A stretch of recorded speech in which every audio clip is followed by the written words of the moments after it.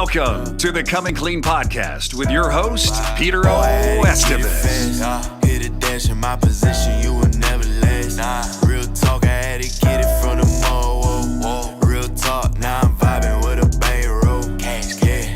Hello and welcome to a new episode of Coming Clean podcast. Today we have an incredible guest. Man, I am batting up. This is it. Hello and welcome to a new episode of Coming Clean podcast. Today we have an incredible guest, Peter Taunton.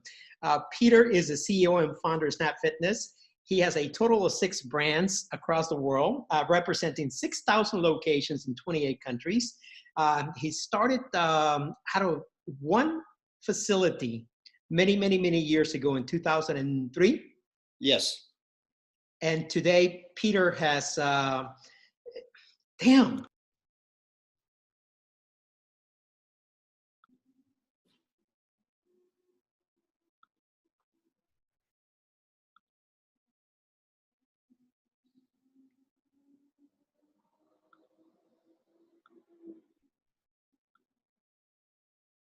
Okay, take number 62. Hello and welcome to a new episode of Coming Clean Podcast. Today we have an incredible guest, Peter Taunton. Peter Taunton is the CEO and founder of Snap Fitness. I'm on Snap Fitness with 2,500 locations. He has a total of 3 different brands, 6,000 locations in 28 different countries. He is literally the Starbucks of the fitness industry. Hello, Peter, and welcome to Coming Clean Podcast. Thank you. Hey, Peter. My pleasure. How are you today, sir? I am well. Thank you for being here. And my apologies for all the technical difficulties that we're experiencing today. Hey, no problem. It's, you know what? Sometimes these things just happen. They're unforeseen, but we'll get through it. Yes, we will. Peter, you have an incredible story. After taking over a failing health club that was losing over $200,000 a year, and you went in there, took in a $6,000 a year salary, and you turned that around and built basically a major brand and an empire in the fitness industry. Tell us how you did that. Well, you know, I talk about that all the time. Had you met me 30 some odd years ago, I would have been giving you a towel and a locker key. So that's where I started. And I like to start there because it lets people know that absolutely anything is possible if you're determined, tenacious, and willing to sacrifice. And from my perspective, I had an opportunity to turn around a failing health club, and it happened to be the club that I was at 5-6 days a week playing racquetball.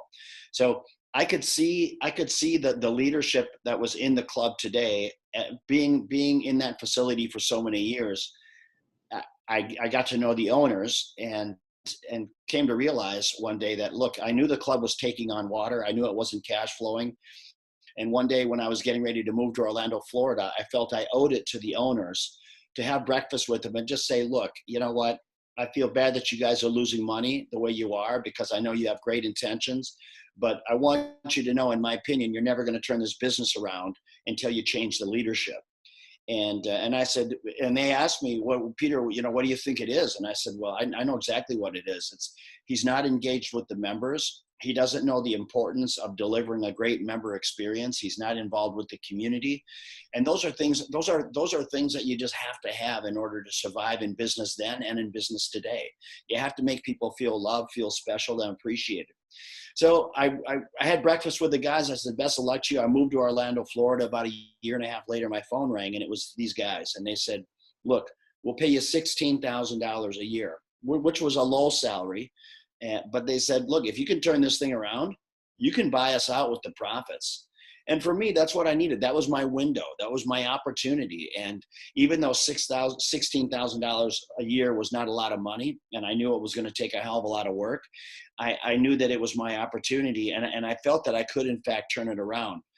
And that my story for the next 20 years was a lot of coming over adversity. The first challenge I had was sitting down with the owners and saying, okay, what's my marketing budget?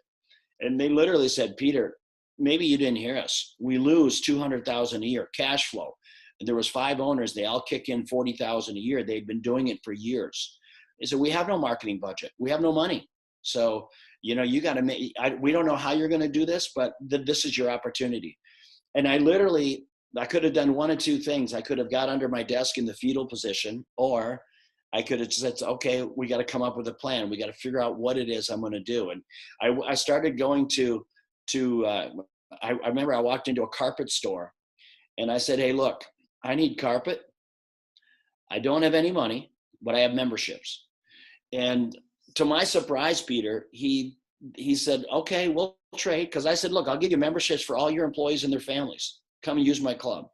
Right. So, and that was the start. That was the launch pad, because once I got him to say yes, and I was really smart on the remodel, I started in the lobby and worked my way in the front door and worked my way out the back door, because you never get a second chance for a first impression. And I laid carpet. I was bartering with painters, with carpet stores, with florists. I mean, pretty soon I've got fresh paint, I've got fresh carpet, I've got plants, I've got a new attitude with the staff. I mean, I remember meeting with the staff and I said, look, we are not going to be average anymore. And anybody that's not on board, and I led by example, and that was really the start. You know, there's a lot of things in between all of that, but at the end of the day, you got to get people to go to battle with you. And we're going to get to the other things that are in between. But tell me, what would possess you to go back for $16,000 a year to undertake a business that was losing $200,000 a year? That is a major challenge in itself. What were you thinking? What was your logic behind that? Well, my thought is I never owned a business before that, and this was my chance to own something. I felt like I knew the industry really, really well, because at the time I was a professional racquetball player, which, by the way, it doesn't make any money either. So, it allowed me to travel around the country as a sponsored player. And I was in and out of health clubs all the time. So I got to see the good ones, the bad ones. So I got pretty soon, being around that enough, you had a pretty good idea of what the relevant deliverable product needed to be. And that's really where I started. I felt like I had an opportunity. I felt like I could do it. And at the end of the day, what did I have to lose? If it didn't work, I could always just go back to Orlando, Florida. I could always just go back. That was always there. It wasn't going anywhere. And coming in and trying to turn around this failing club, I could still work on my game. And I did. You know, every day I would carve out an hour or two to get my time in the court and in the exercise. So I continued to play racquetball at a professional level for the next 12 years. Okay, so that was actually your playground as well. Now, Peter, you have been known to say that you created a community and a culture between the four walls of those fitness centers. Yes. And from there, from the big box fitness facilities that has all the amenities, you started creating a cookie cutter facility that was very niche. Tell us a little bit about that, and what inspired you to do that? Well, first of all, just coming into the club, of the failing club, and I say this all the time, Peter, winning in business, it's a team sport. Okay, it is, right? You've got to get people to want to go to battle with you, and that is critical. And it doesn't matter whether you're at a big full service club or a smaller club, which I later created with Snap Fitness. And I remember, Peter, one of the first 3 days when I came back from Orlando, I met with the staff, and I told the staff, everybody, we're going to meet here tomorrow morning, 8:00, and come with cleaning clothes on, because the club needed a deep clean. It was filthy, right? And I said, everybody come ready to clean. And when I got there that day, and this was the moment of truth, this was the shot across the bow of all of the staff, knowing that there was, without a question, a changing of the guard. And the staff was there. There was about 50 people there. And before I'm getting ready to start, a woman stands forward from the group and she says, hey, Peter, I just want to tell you something. We don't clean. Okay. Now, keep in mind, I'm like 22 years old, Peter. I think I'm the youngest. I think I'm the youngest employee of the 50 people there. Okay. So I could have done one of two things. I could have said, you know what? Lady's name was Barb. I said, you know what? I could have said, Barb, that's a great point. Anyone who doesn't want to clean, go ahead and leave. The rest of you that want to stay, I appreciate it. I could have done that. But instead, I looked Barb in the eye. I didn't blink, and I said, Barb, and you also don't have a job. Wow. And I pointed to the door. And she ended up staying, and the people that she thought was in her group stayed. But that's when I went into my dissertation about, look, you know what? We are running, we're average, and we can't be average and expect people to pay their hard-earned money. So I said, I'm going to lead by example, but this is how it's going to go. The club is going to be clean. I don't know what we're going to do to try to remodel this thing. I got to get creative. And at that time, I hadn't known what I was going to do yet, but I knew I had to do something, because just providing a clean club is not going to deliver on what the customer is expecting. And that's what happened. Once I got the businesses in the community to be willing to barter with me, the community rallied behind me. And that's the essence, Peter. I don't care if it's that club or any business that you're starting.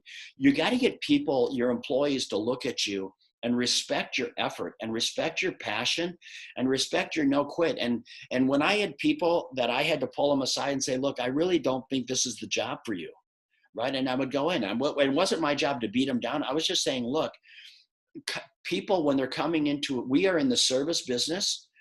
We happen to be in the exercise business, but make no mistake about it, we are in the customer service business. So when people walk through that door, they got to feel special. You got to be able to call them by name. You got to say, hey, Peter, you have a great workout. If you have any questions, I'm right here for you. And when Peter leaves, you got to say, hey, Peter, thanks for coming in. Hope to see you tomorrow. If that just doesn't roll off your tongue every day to every guest, you're falling short of what the customer's expectation could be. And I always say, do you want to be average? You want to be great. So that I did that for 20 years, you know what? In about 7 years, I paid off the debt. I turned that club around. I was making a lot of money, and I was fearless, Peter. I was fearless. For the first time in my life, I had a cash flow business. I felt like I was out of the woods. I was generating literally, $15,000+ a month of free cash flow. And I tell you what, when you start with nothing, Peter, you're fearless, right? Absolutely. So it took you 7 years to turn that club around. 7 years, to the point where I had enough debt. I had purchased all the members, all the owners out. I had 51% equity in the business. Okay. I went to a bank and I got a loan. My good fortune, and my whole life has been riddled with good fortune, Peter. To my good fortune, the president of the bank would come into the club 3-4 days a week. He became a friend of mine, right? And I said, would you consider giving me a loan?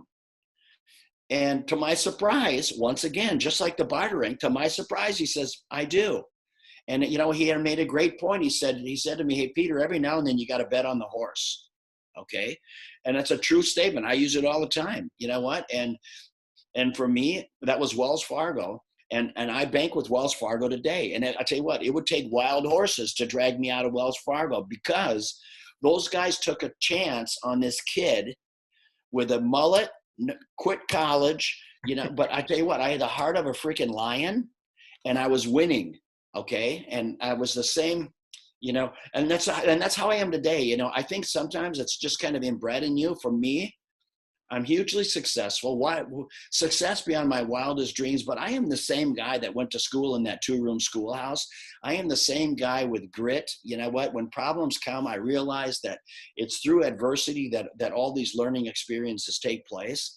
So you're never going to see me in the fetal position under my desk. When things get tough, I spit in my palms and I say, let's go. You're one of 7. You're a twin. Yes. Okay. And your father challenged you at a very young age to be an entrepreneur by selling popcorn. Tell us that story.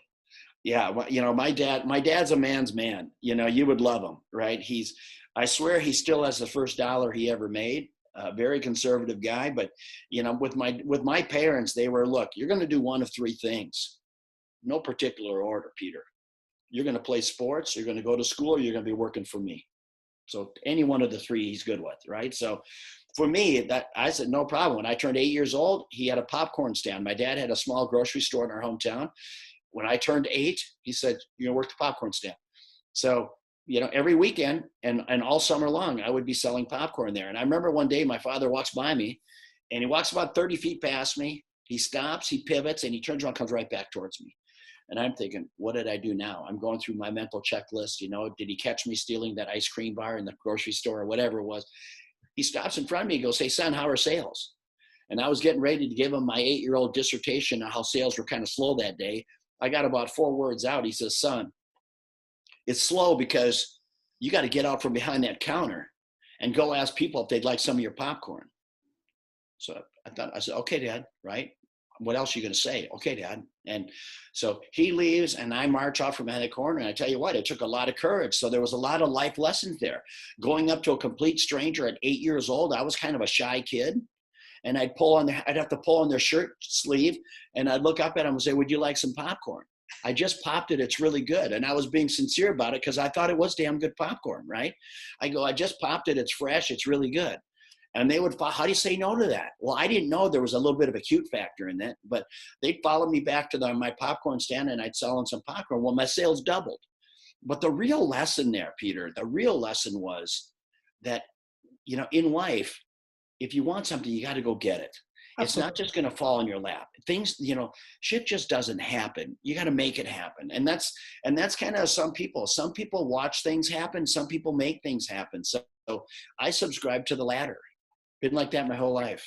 And I can see how that lesson you played it real well in that new gym when you went in there and you bought her for the carpet, you bought her for the paint, and you even ended up, making a deal with a banker that was a customer or a member at the club, and you leverage those experiences is to becoming major business decisions.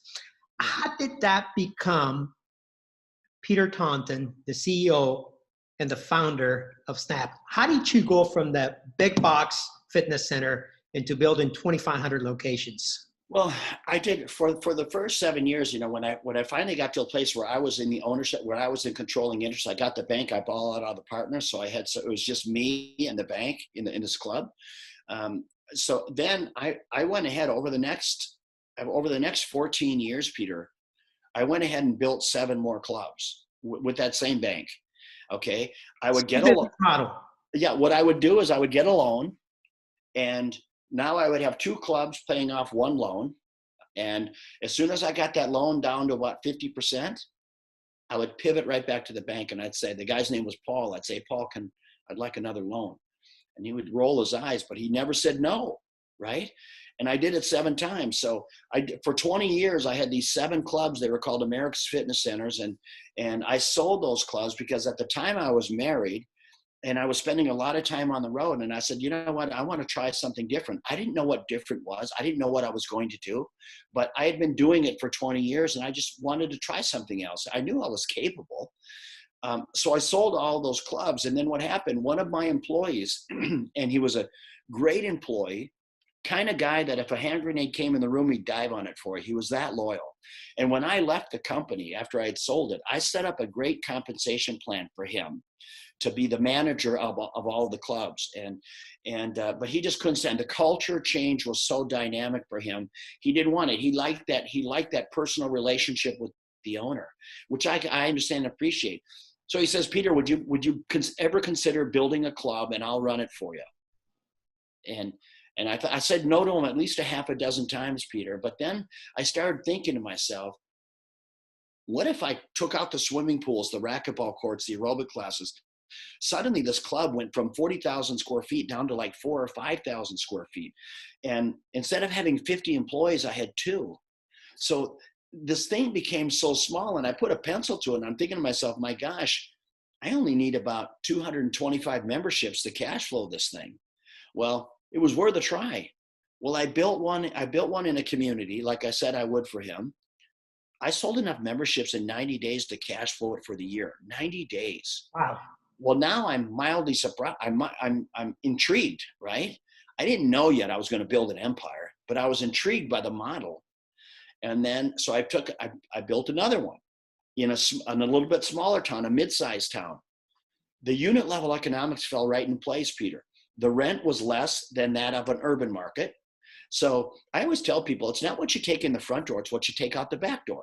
Absolutely. You know what I mean? Yeah. So the unit level economics worked. Now from there, my sensors, my intrigue level was really spiked. And I said, I need to build one in a really small town. I built one in a town of 3,500 people, literally, Peter, a one stoplight town. Okay. I mean, that was it. But I needed to know, how small can small be? Because at the time I was thinking about potentially franchising, because this was really easy, really scalable. I built it in that town of 3,500 people. I still remember it. Cokato, Minnesota. The rent was $1,000, and that included utilities. Same thing. In 90 days, I'd sold enough memberships to cash flow for the year. And that is when I was off to the races. The good news for me, I had sold all of my clubs. So I had a lot of dry powder. I had a lot of cash. I didn't need any partners. I knew what I was doing. I got some of the best franchise attorneys. So, I always say, I've got a strong faith, Peter. And I believe that, man, because when I was that 7, 8-year-old kid, I was going to school in a 2-room schoolhouse. Okay. I mean, I came from nothing. And I sit here today and I think about my life. I'm like, my gosh, private jets, yachts, homes everywhere. What the hell happened, Peter? Right? How did you do that? So I say, I don't take any credit for it. I say, look, hard work works. And next question, right? So I'm the same guy today that I was then. I mean, I just happen to have money, right? But you look at me today, I'm a t-shirt, blue jean guy sitting in a $10 million lake home. At what point did you realize that you had 2,500 facilities? And what was that feeling like?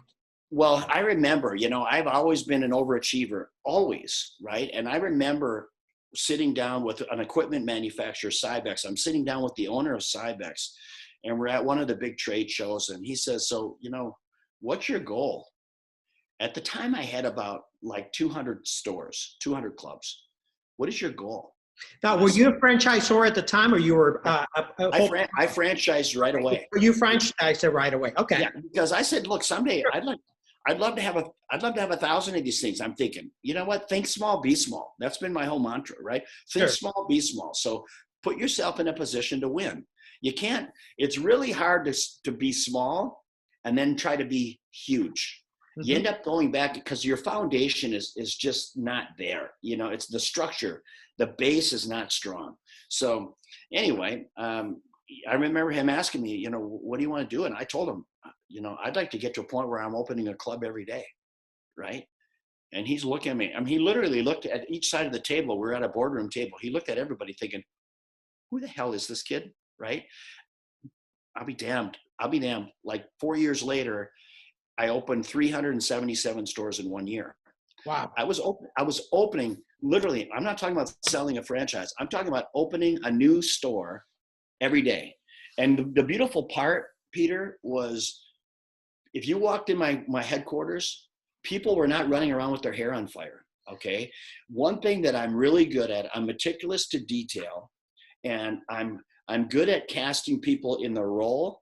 And I tell everybody, stay in your lane. Don't worry over here what Paul's doing or what John is doing or what Craig is doing. Hey, look, everybody stay in your lane, because you got to watch your lane. And then all I have to do then is sit in the back like the head coach. And when I see the trajectory and pressure building in one of the lanes, I add more human resources there. Simple as that.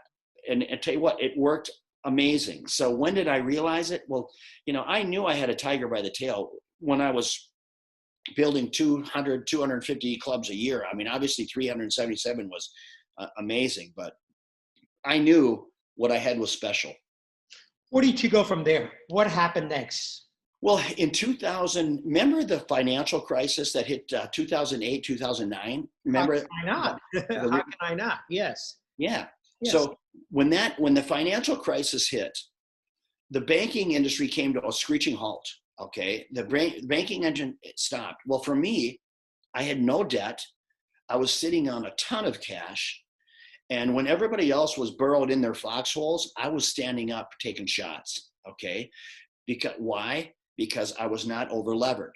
And that's a problem today, that when you get private equity companies involved, they like to recap companies over lever.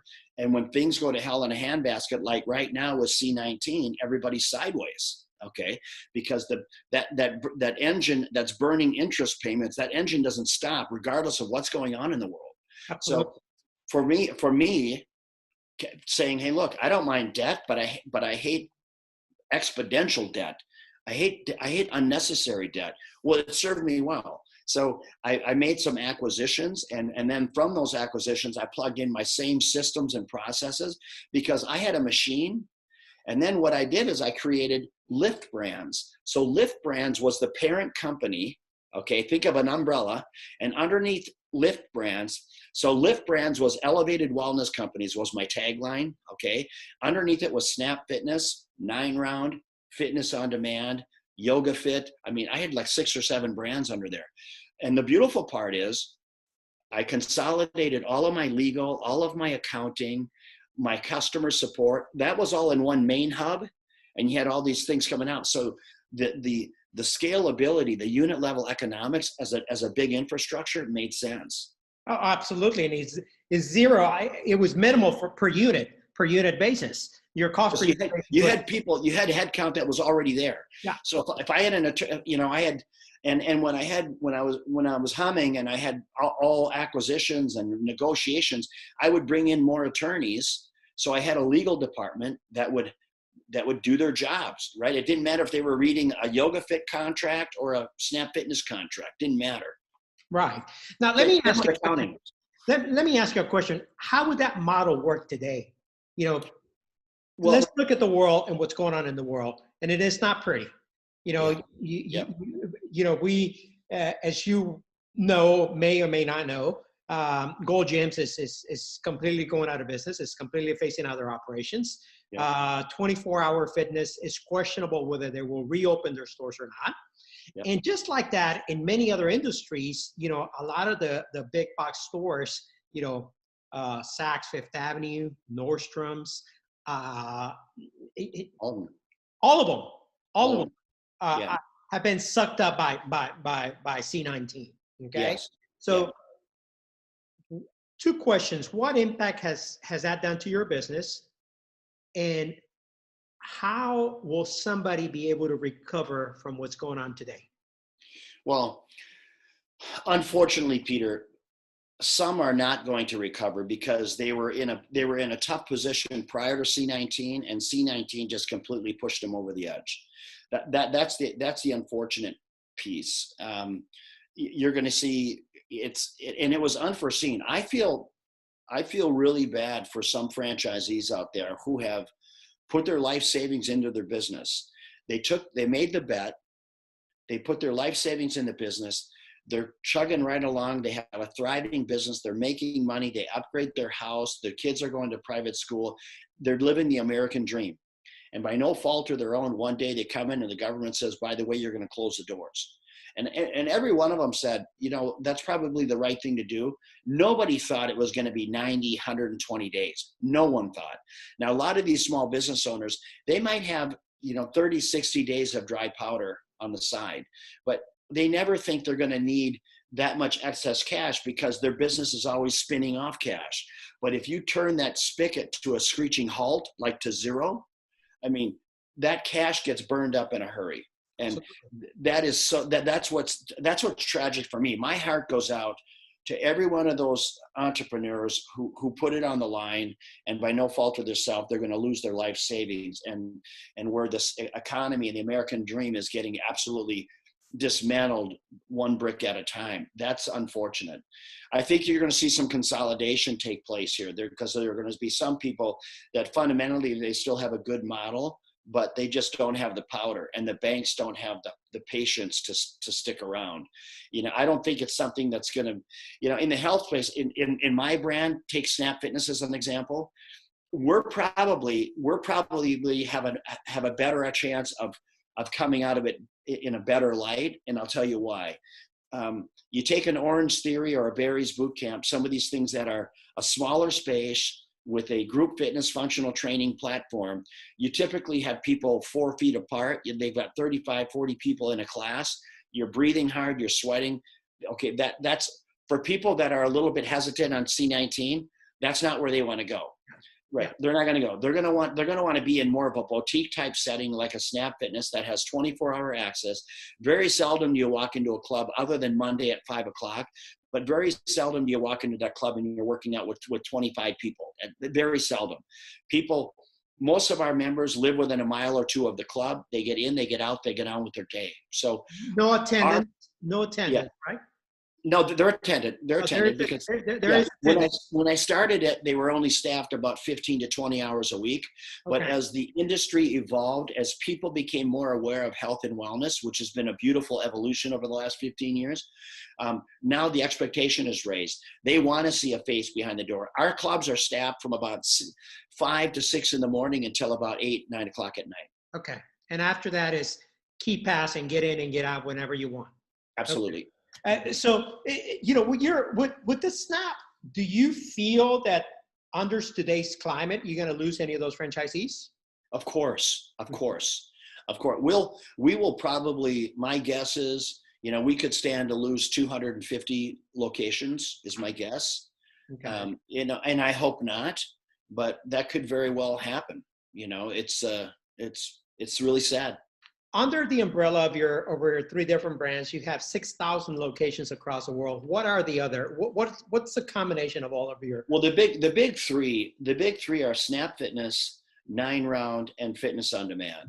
So those are the 3 that are either franchise or license arrangements. If it's a license arrangement, we've got somebody is paying us a monthly subscription for an exercise demand type product. So like take Fitness on Demand. I've got about 3,500 locations of that product where places like Marriott and a lot of apartment buildings, municipalities, they pay us. And what it is you walk into a space, typically they'll have an exercise room and there's a kiosk on the wall. They can hit, Zumba or any class you can possibly imagine, and they push a button and 120-inch screen drops down and they're doing a virtual class. The only difference is the instructor is not physically in front of you, but you're seeing her right on the screen. And she tells you exactly what accessories you're going to need, and you do a 45-minute workout or an hour workout. It works fantastic. We've been doing it for years, and we switch out the classes all the time. So whenever somebody comes along and creates an innovative type workout, we're able to adopt that, put it into our program so people can utilize it. And the beautiful part about that situation, Fitness on Demand, is you can now go to a class anytime you'd like. You don't have to follow a schedule. You simply go in. So sure. That works out really well. Yep. 9 Round is a boxing concept. Great. It's a great product, tough workout. On that product, we have about 1,000 locations open, probably another 300-400 that are in the queue looking for locations that'll be open, in the next couple of years. And then you've got Snap Fitness, same thing, thousands of locations and licenses that are yet to open. Yeah. Master franchisors around the world looking to expand and grow the brand. I'm going to go back to the point that I think is very important for the community right now, and that is a fact of how do we start to rebuild. You have created an empire, 6,000 different locations across the world, and it must be very disheartening to see what's going on and see how a lot of those relationships you have built, because you're very personal. You're a touchy-feely individual. You built friendships and true relationships with many of your franchisees and your employees. So what is it that you're doing as a company to create either an exit strategy or how do you rebuild yourself? How do you evolve through this process? It's really tough. You know what, Peter? One of the greatest lessons I ever learned so as being an entrepreneur, you gotta know when to sell. So you're building a company, and this is something when I'm doing consulting and mentoring with people all the time. They want to share their business plan, and I listen to the whole thing, and I'm engaged with them, and I say, so tell me, what's your exit strategy? And they don't put a lot of thought into the exit strategy. And I say, look, along the way, the proper thing, you have a fiducial responsibility to yourself and your family that grow the business, get it to a point, and then take some chips off the table, because you never know what is going to happen. You never know, right? Take C19 as an example, Sure. right? So for me, fortunately, I built my company. The first brand I started was Snap Fitness. I sold 40% of the company when I was doing about 5 million of EBITDA, but I traded at a 20-time multiple. So the first time I sold a piece of my company, I sold 40% of Snap Fitness for $47 million. And that was a surreal moment for me. That was the first time I'd ever really won, at a big level. And then the second lesson I learned, I grew it from 5 million of EBITDA to 20 million of EBITDA. And then the next time I sold about 19%. Biggest mistake I ever made. I gave up controlling interest of my company. Okay. Controlling interest of my company. I should have sold another 40% or even 50% and kept 10%. But I thought we're going to keep doing what we're doing. Right.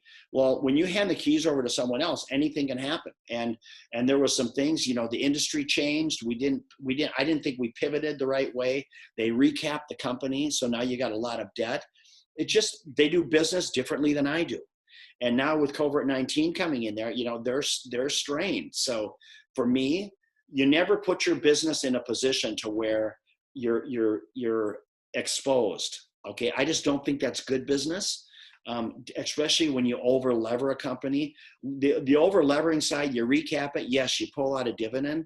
So for me, I pull out another 20 million. And when I sold the 19%, I did it. That was about the same amount that I did the first time. So I pulled out a ton of money out of the company. But the reality of it is I still have 40% left in the company. And, I was hoping that would be another windfall for me, but it's not. I don't believe that it's going to be. Great lesson learned. And that is what life is. I don't sit around under my table. I don't kick the dog. I just say, hey, look, what did I learn from that? So the next time that I'm building a company, when I go to sell it, as soon as I get over that pivot where I'm giving up controlling interest of the company, I will go from 40% to selling another 40 or 50%. Great lesson learned. I love that story that you share in many other podcasts before. You were in the golf course. You sold the first 40% of the company. Your attorney called you and said, it hit the bank. Yeah. I opened up my phone and went to my bank account. I'm not kidding you, Peter. When I signed these documents, it was a stack of papers, single page. Every page needed to be signed. There must have been literally 250 signatures, and I'm not kidding, right? And I signed every one of them, and then I went straight to the golf course, right? Because I was meeting some friends to golf, and I remember right where I was playing Spring Hill. I was walking down the first fairway. My phone rings, and they said, "Hey, Peter, the funds have landed in your account." And I said, "Thank you." I go to my app. Open up my Wells Fargo account, and there sat 47 million and change. Literally, my eyes welled up.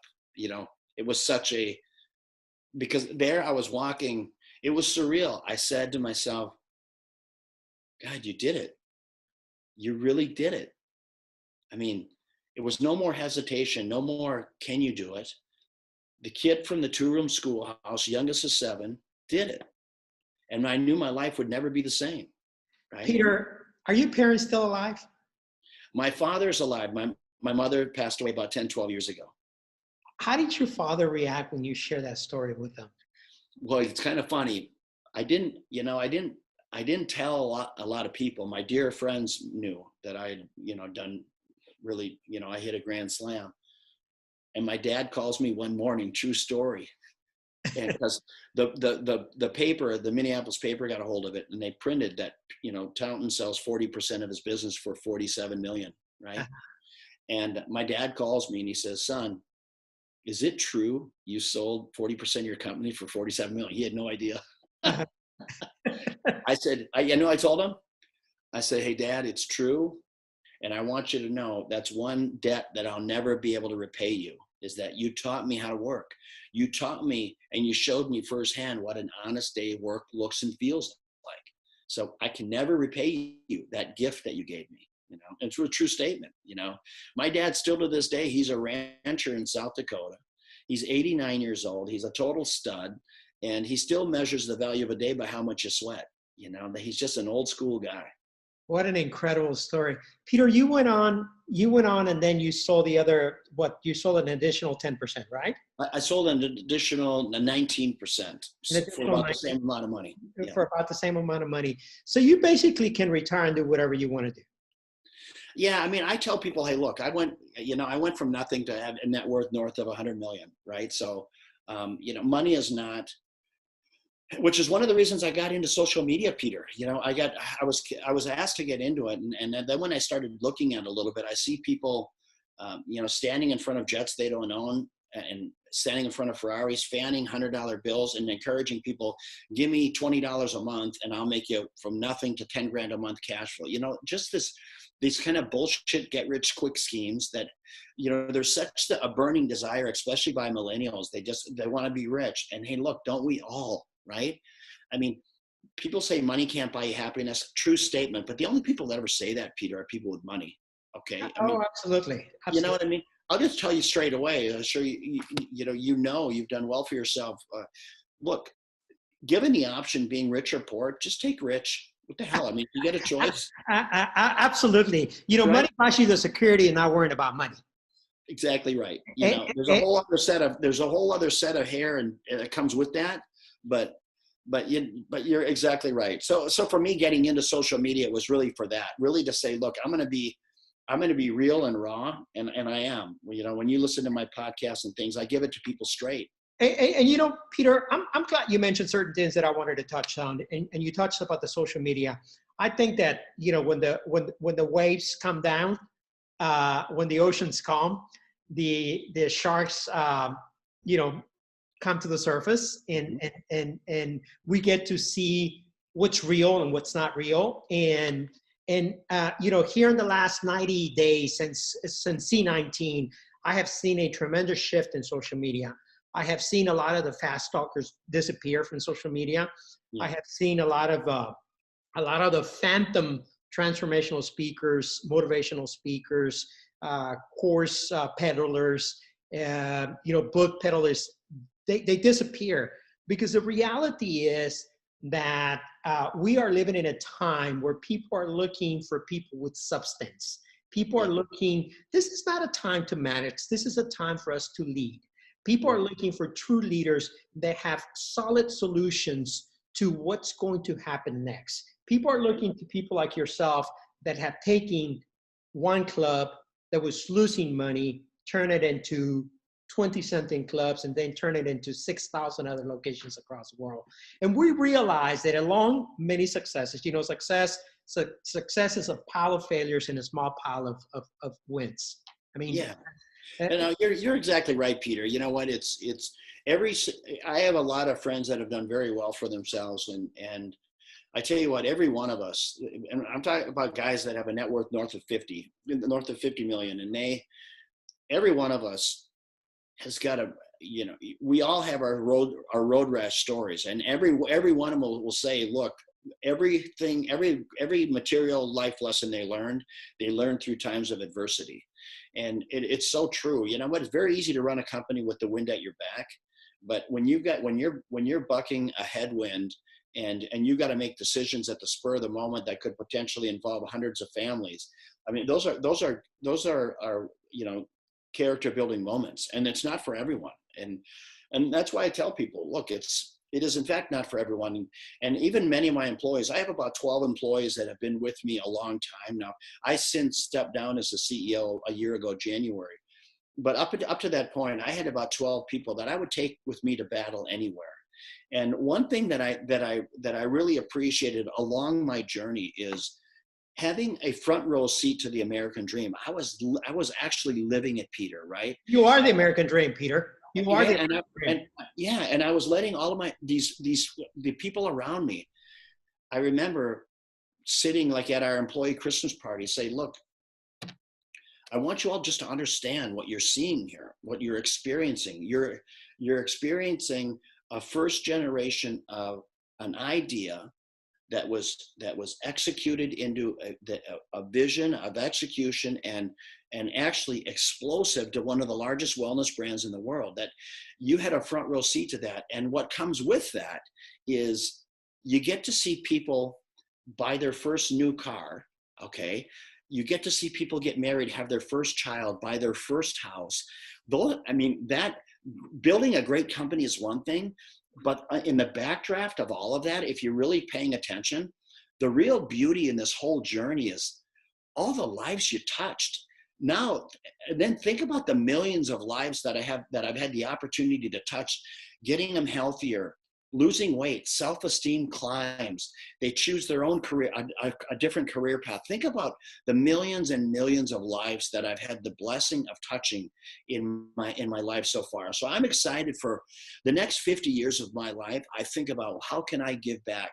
I'm not here to make money anymore. In fact, everything I make, I give to charity. So for me, it's about, how can I help people charter their course to the American dream and hopefully save them some of the road rash and potholes that are so prevalent in that journey. And I can speak to them from a firsthand basis saying, look, I've been there. I know how that story ends, right? So, I wish that I had that. I fought my way through a lot of different things along the way and fought my way to the top, and it clearly worked out. But what a great experience. As you fought your way through the top, as you very well said it right now, what would you have done different, and what type of knowledge would it done? What tools or what knowledge or what advice would it help you do things differently? Well, the first thing, and I've said this before, that when people say, would you have changed anything? And I always say, yeah, I would have. I wish I would have danced more. And I say that figuratively, Peter, because I sacrificed so much, but you have to understand where I came from. There was no plan B. Okay. For me, there was no plan B. There was no safety net. I'm not some little trust fund baby. I was fighting tooth and nail every day, right? Especially early on. And then when I had cash flow, when I started making money, I never took higher salaries than what I was putting it back into the business, because I've learned very quickly, if I spend $1, I make 3 back, right? So I was very patient with my money, but I ran my businesses with a little bit of paranoia, if that makes any sense, because I was always waiting for the other shoe to drop, right? Sure. So I wish that I had, traveled a little bit more. I mean, you're talking to a guy, Peter. I remember I would fly to Australia. It takes a day to get there, a full day, right? I would take a day to get there, but I would fly business class. So I'd try to get some sleep there, because when I hit the ground, I would literally go to my hotel room. I would grab a quick workout and shower, and then I'd be on, right? And I would stay there for probably 2.5 days. I'd hop right on a plane and come back. Okay. Most people would have said, you know what, I'm here. I'm on the other side of the world. I'm going to extend my stay for a week and kind of see what. No, hell no. I was too driven. I was too type A, foot on the gas. So I wish I had done that a little bit differently. But you know what? You don't get a do-over. It served me well. It is what it is. Peter, we have seen some of the major companies that were born out of 2008 era, out of that bad economy. We have Uber, Airbnb, among others. Okay, yeah. And we have seen what has happened. Uber lost $2.9 billion first quarter of this year. Airbnb is obviously struggling with cash flow. What other industries out there you think that are going to fall prey that we see right now, that continue to appear to be doing well, but are going to be ultimately impacted? Well, there are some companies out there, big companies, that have been unbelievably affected by this. And I don't think we know the magnitude, but obviously the airline industry has just taken it on the chin. I mean, it's not like a shot to the chin. It's like a baseball bat to the head.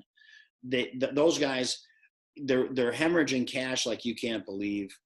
The airlines leaving that can't, I mean, that plays such a critical role to our society. So airlines would be one. Even the hotel space, I live in Miami, and I can't tell you, Peter, it was surreal. I was going down there during spring break, riding my bike down Collins, and Collins normally is blocked off because there's so many people in the streets. I was literally riding my bike down the street. All I needed to see was tumbleweeds. No restaurants open. The hotels were closed. Everything. I mean, I can only imagine the amount of cash flow, because you know what, you got to yeah, you can lay some people off. That's the smallest line item in a hotel space. You know what I mean? You got Sure.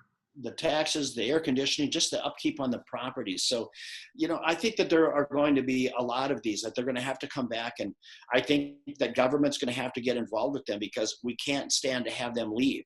We did a bank bailout back in 2008, which everybody was upset about, but you can't have a world without banking, and you can't have a world without hotels, and without airlines, and countless others that I can't think of right now, but it's a lot. I mean, the health club space, are you going to see some carnage there?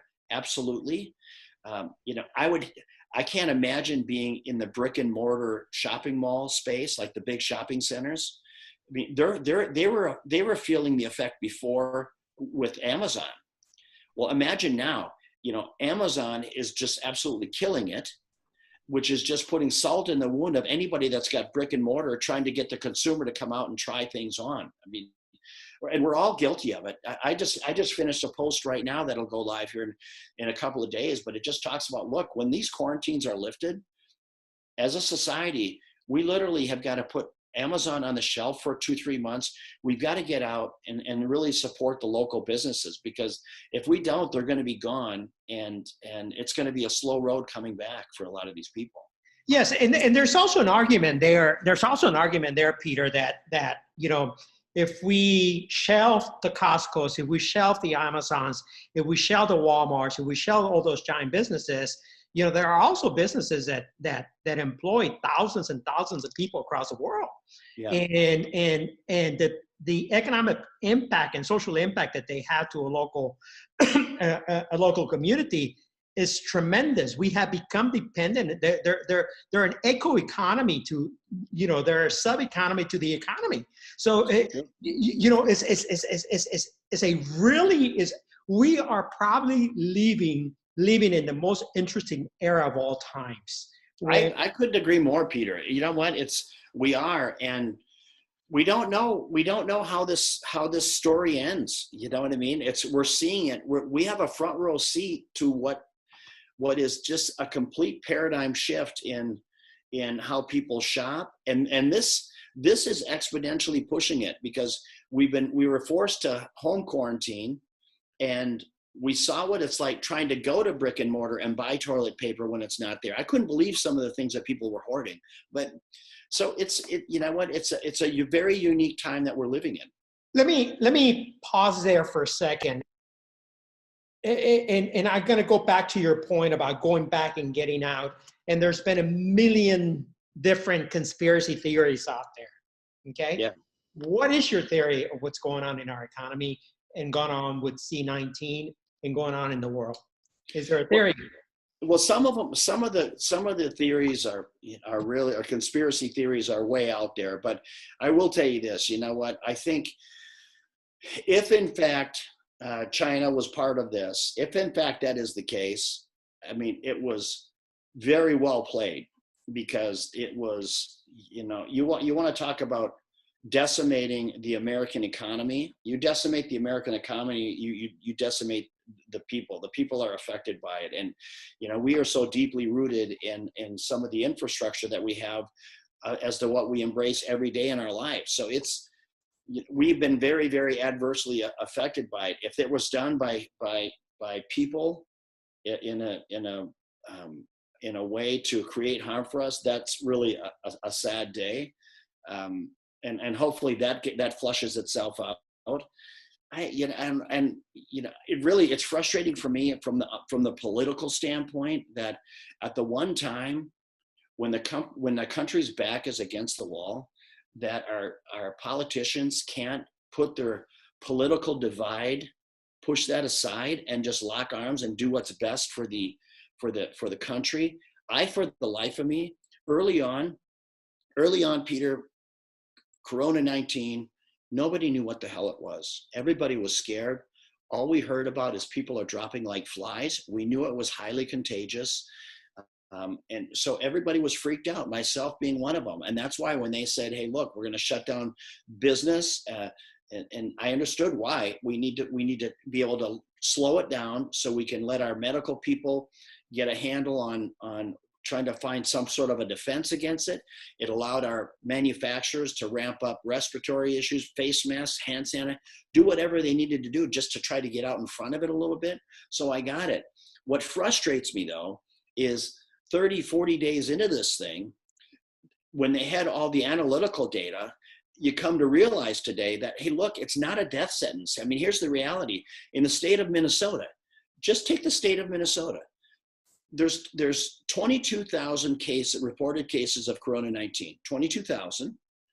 Of the 22,000, 2,500 of them have required hospitalization. Of those that required hospitalization, 879 people have passed away. And that is unfortunate, and my heart goes out to those families. But here's the narrative that you don't hear. Of those those people that have passed away, the 879, 709 of them were elderly living in assisted living or nursing homes. Yeah. You can't finish the narrative without putting in that part, because that puts it in entirely different context. And you know what is a death sentence, Peter? What's the that? Child abuse that is going on behind doors, the spousal abuse that is going behind doors, the children that are going hungry, okay? The suicide people. Yeah, mental health issue, the spike in alcoholism and drug abuse, okay? Yeah. All those things, that is a true suicide to what's going on in the world. That is what we're not taking into consideration. That is the unseen that is impacting and is going to have long lasting effects into not only the economy, but the culture, okay? Yeah. And many generations to come. You're right, Peter. And I tell you what, you're going to see, they still, in Minnesota as an example, just now, June 1st, they're going to open up restaurants, but it's only outdoor seating. So if you don't have outdoor seating, all you can do is serve takeout. Okay, outdoor seating, 25% of your outdoor seating, and you know, I've sent letters to the governor. I've made some posts and I've taken some shots at the governor, and rightly so. I'm saying, hey, look, if you're going to do outdoor seating, 25% of the outdoor seating, there's absolutely no reason why you don't allow 25% indoor seating as well. 25, let them do their space playing, whatnot. And the real question becomes, look, people, what do you think is going to happen when you lift everything? I tell you what, you're probably going to see a spike in Corona-19. You're going to see a spike in C-19. But understand, you guys, it's not what we thought it was. And let's not ignore the analytics. The reality of it is, if you or I get Corona-19 today, we have less than a 1% chance of dying. Absolutely. And you know, we lose, in this country alone, we lose 65,000 people a year to the flu. I mean, we don't stop the economy. It's honestly, people have no idea. The ones that have never put their life savings on the line for a business, the mental health that these people are going through, and to your point, all of the other channels of mental health and issues that we're going to be facing here. First thing we got to do is get the economy, unlock that, take the handcuffs off the people of America, let them go back to work, have confidence that we're going to exercise some common sense. You know what? If you feel you're at risk, wear a mask, wear gloves, do your thing, do whatever you need to do, but be accountable for yourself and for your children. Yeah. But for the rest of us, don't give me a dirty look if I don't have a mask on. Look, if I'm not asymptomatic, look, just leave me alone. I'm going to live my life, right? I think that's really the message, Peter. That people need to get out, be active, be seen, kickstart the human connection. Forget the economy. Right. Okay? If we kickstart the human connection, the vibration of the energy that we bring together as human beings, that Right. changes the whole spectrum of what's going on. Because right now, if I go for a run, for a walk, for a stroll, I feel more depressed going out there, not seeing a soul out there. Feel Right. like, feel like I'm all alone, Yeah. like I'm waiting to be invaded by, by something. Okay. Right. And I think what we really need to do is get the people out. Anyway, having said that, we're taking this to a different space than what It's we. all good. It's all good though, right? But, It's all relevant, right? well, I think It's it's all relevant. I think it's important. relevant. I think it's important for the community, for the collective to understand that we sympathize with this matters, with the situation, and that we are aware of the fact that we allow our platforms to be a vehicle for people to understand that we are conscious and that there's a message to be spread. You're the former CEO of a major company that has had impact on millions of people. You just said it. Their health, their well-being, their finances, building businesses, impacting communities financially. So you understand what the collateral damage that is being done. And it's not, it's great to talk about 6,000 clubs, but it's also great to know that you understand what's going on out there and that Yeah. you are sympathetic to it. I mean, I think it's important for the community to know that. For One sure. of the things that I love about some of the stuff that you do, Peter, that you never forgotten where you came from, and I have seen where you on your social media where you often ride down to the areas of the homeless in Miami with your little trailer, pulling it from your bicycle, and you deliver donuts or cookies, Yeah. water. A bunch of stuff that's not healthy for you, right? But you know what? It's not about what they're eating. It's about what they're feeling. Of course. I say that tongue in cheek. You know what? At the end of the day, I get people too that, when you put yourself out there, you're always gonna have people with an opinion, right? It comes with it. Yeah. But So tell us about that some more. I get people say, "Hey, Peter, I can't believe that you're giving away cupcakes and cookies and not giving away apples and oranges." And I said, "Look, you know what? It's what is more enjoyable to eat for these people. They would rather have a cookie and a cupcake and a water. And it's really, and to your point, Peter, it's really not so much about what I'm not measuring the nutritional value of what I'm doing. It's the human connection. Because I literally, when I roll up on these people, they're like, who is this guy? And they have no idea who I am, nor should they, right? I'm just a guy on my bike, and I hop off my bike. Hey, would you like some water? Hey, I have some cookies and cupcakes, and would you like one, right? And then I sit on the curb with them. Hey, well, how are you doing? And for some of those that I connect with, I can tell some of them have real mental health issues, so they're incapable of having a deep conversation. But most of them, I can ask them, tell me your story, man. How'd you get here? And I'm all ears. I'm not asking them a story and got my face in my phone. I don't roll that way. I'm present and I'm talking to them. What happened? Tell me your story. And when they tell me about it, and I become friends with them. In fact, I tell them to try to bring awareness to the homeless.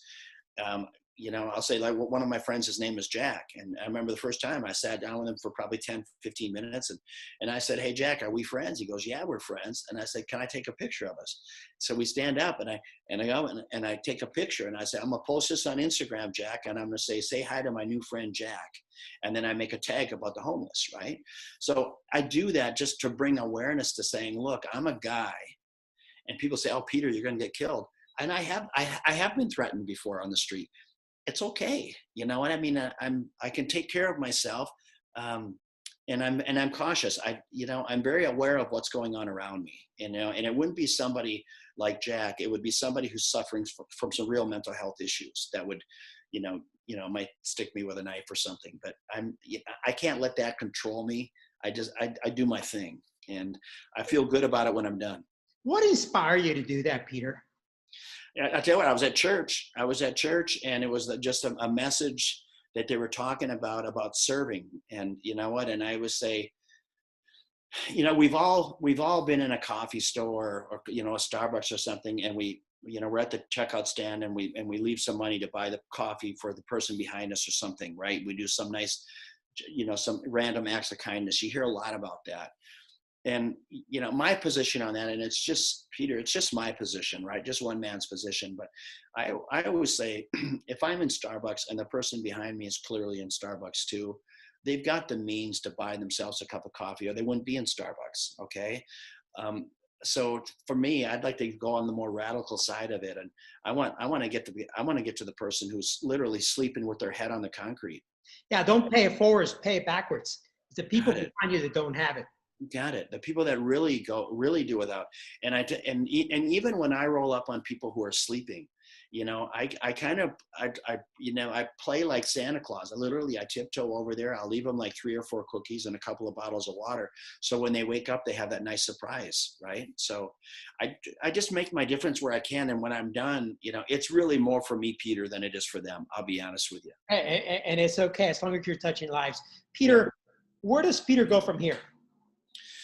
I just launched a CBD oil company a couple of weeks ago. So I'm quietly launching it. I've got some social media influencers that are just getting ready to ramp up, but it's a CBD oil company. It's very relative with what people are looking for today. It's organic, it's vegan, it's GMO free, gluten free. And my product has a 90% absorption rate. So I didn't want to just be another Me Too. I met this woman she only sells it into hospitals, into medical services. She's got a contract with the Mayo Clinic. So she was only doing it on the physician side with her CBD. And I said, look, I'd like to take your product to the masses because your product is better than anything out there. And we've got a 9 out of 10 of our customers that order, they reorder 9 out of 10. Wow. And I tell people, hey, look, here's the deal. I have 100% customer satisfaction guarantee because I'm not in this for the money, right? Any money that I make from here on out, I donate. I give it away. So for me, it's not about the money. And I say, look, if you're not 100% satisfied with my product, let us know, send it back. We'll give your money back. Really that simple. I'm not going to pick those battles, right? If you don't like my product, because I have confidence that my product is the best product on the market. I think it's the best. And there's an award that's given out in the cannabis space for products, and it's voted on. There's about 10,000 products that are voted on. This woman has won it the last 2 years. So it's called the Jack Hare Award. It's at a convention in Vegas every year. She's won it the last 2 years. Okay. She's my kind of doctor / chemist too, because she's so passionate about what she does. She's got this great mixture, and everything that she makes is just so on point. I love her. I love her passion. I love her energy, and I love where her heart is. So you're an e-commerce storefront. Is that what it is? Yeah, to me, and that's exactly right. It's all e-tail because that's where people are nowadays, right? Absolutely. Yeah. And tell us about your nonprofit. You have a nonprofit.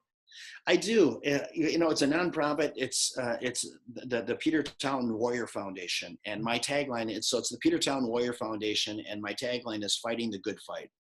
And fighting the good fight for me means what my causes are, and it drives some people absolutely crazy because the more you have, Peter, the more people pull at you. And I've made it very clear to everybody that look, if you're a big nonprofit institution, I'm not your guy. Okay, so for me. I like doing things for the homeless, and I like the grassroots stuff. I like getting dirty, right? I don't like big administrative expenses that are just nothing but big fundraising machines. That's not my jam. So my causes are, I love to support the families of fallen soldiers, those people that put it on the line for us every day. So I help pay for the education of the families of fallen soldiers. So if somebody's critically injured or killed in the line of duty, that mom or dad are sitting at home that thinking, how are my kids going to go to school? But that's a real situation. When the music stops, that reality, aside from losing a loved one, that reality slaps them right in the face. So if I can be there to provide some relief there, that's something near and dear to my heart. I own a camp in the Serengeti, a luxury camp in the Serengeti. So I've got some eye-opening experiences for, poaching of, it's just some unbelievably beautiful animals and creatures, and how inhumane the human race can be sometimes. So I'm trying to provide an education there and some security for just a natural habitat that when it's gone, we will all sadly miss it. So I'm really against anti-poaching. And then the third one is the obvious one, providing relief for the homeless, providing relief and hope for the homeless. Those are my three buckets. And I've always said, I don't want to be a mile wide and an inch deep. So I pick Incredible my work. three. Peter, you're on a mission to grow your social media. Where can Yeah. people find you in social media, and why I is make it important to you? Yeah, I make it really easy. So for me, if you want to find me, it's Peter_Taunton, Taunton. It's my name, Peter_Taunton. So you clearly know why I'm not in marketing. I couldn't come up with anything clever. So, but that's where my posts are. And literally on my wall, it's really, I'm either talking about motivational things or what I believe to be the truth. I talk a little bit about COVID-19, and I give it to you real and raw, but that's either business related or motivational or my truth, right? That's the wall. The other one is, the stories, the internet stories where, I'll push it and I'll record myself doing something. I like people to look at that for me too, because it gives them a glimpse of who I am when I'm not working. Okay. More of me behind the scenes. And not that there's a big difference there, but I do have a life. I do love to laugh and hang out with friends and experience life, and I share it with people because I want them to hopefully vicariously enjoy some of what I'm doing, as well. The other day I was going on a bike ride with my dog, and it was such a beautiful surrounding I had that I just shoot it and say, man, what a beautiful night this is. So that's just how I am. If people don't want to watch it, it's okay. Peter, how do you want people to remember you? Well, I hope they don't remember me for just being a successful businessman, having money and, flying around in jets and living this great lifestyle. I hope that's not it.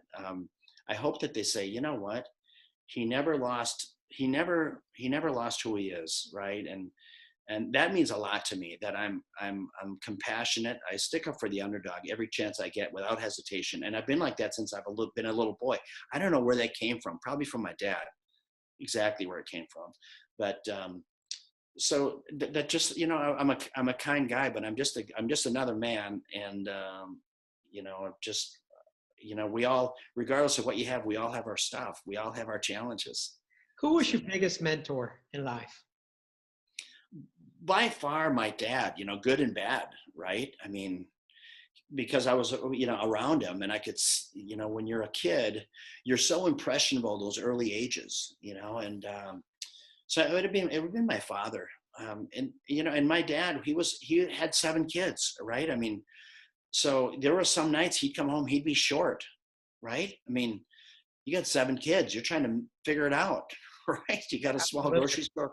Yeah. So, and when I was a kid, sometimes you don't really understand that so much, but now as an adult and having kids, I get it. I totally get it. And I got it a long time ago, you know what I mean? But I really understand now. And it's funny because when we're younger and our parents are trying to mentor us, I remember thinking, my dad doesn't know what the hell he's talking about, right? And as I sit here today, I realize he was so on point every time, so right there. And, it's interesting how times haven't changed that much, with my kids. I hope that they can come to realize now that a lot of the direction I was giving them was good direction. Absolutely. Peter, this podcast is called Coming Clean. Is there anything you want to come clean about? Let's see. Yeah, man, I don't, coming clean. Yeah, I'll tell you something, coming clean. So it has to do with my personal life and being, Sure. and having a girlfriend, right? Having a girlfriend. So, some of my friends think that I've got it made because I'm a single guy and I've done all right for myself. So they think they've got this vision of me being this playboy and traveling Casanova. Yeah, right. Yeah. But the truth be told, I would love to meet the right woman. I love kind of, Latin type. I've always been drawn to kind of Latin type women, and I would love to just settle down and have a real relationship. That's That's what I would come clean about. I don't want to live this lifestyle of running and being this playboy for the next 50 years. Absolutely. This world was not for us to be alone. It was not meant for us to be alone. I It's believe meant that. to be shared. It's meant to be shared. Yeah, and have a real relationship with someone. Yeah. You know, that you can laugh with, cry with. That's what I want. The incredible Peter Taunton, an incredible man, an incredible human being, an incredible businessman here on Coming Clean Podcast. Stay tuned for this upcoming episode. Please make sure you follow us on Instagram and on Facebook, Coming Clean Podcast. Thank you, thank you, thank you so much. Peter, thank you. Then my pleasure. Thank you. Thanks for joining us today on another episode of the Coming Clean Podcast. Make sure to join Peter and his next guest on a brand new episode as we continue changing and impacting lives across the world. Share this episode with a friend, follow, subscribe, and leave a review. Boy, I had to get it fast. Get a dash in my position, you will never last. Real talk, I had to get